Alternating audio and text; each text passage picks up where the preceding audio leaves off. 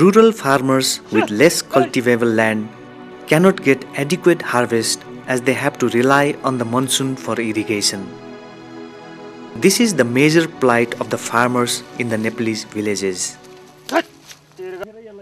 Helvetas Nepal has initiated a campaign to address the problem of irrigation in hundreds of villages of Nepal.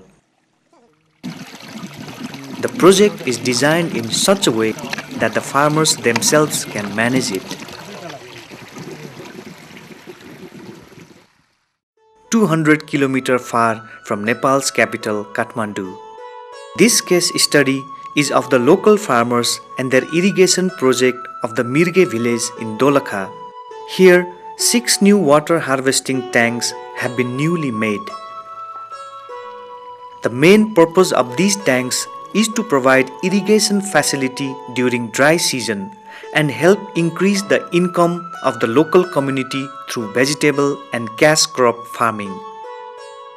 Sukhmaya Pakrin, however, has no time to think about those days when irrigation used to be a major challenge to eke out her livelihood.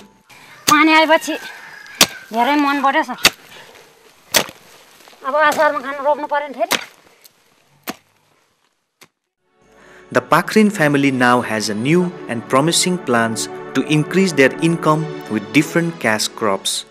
यो lily हेल्पटासले नदिएको भए यो पानी नआएको भए यो पहिला चाहिँ तपाईको यो असोज कार्तिकतिर सुकिसकेको थियो पुरै जब तक यो आयो र मैले तत्कालीन अब 2-4 दिन लगाइहाले हैन अनि यस्तो हरियो परियो भएर यो ठुलठुलो अहिले काडा जस्ट ठुलो हुँदै आयो. But Lal Kumar's story is not unique in Mirge village. The 83 families of this village are sharing the same benefits.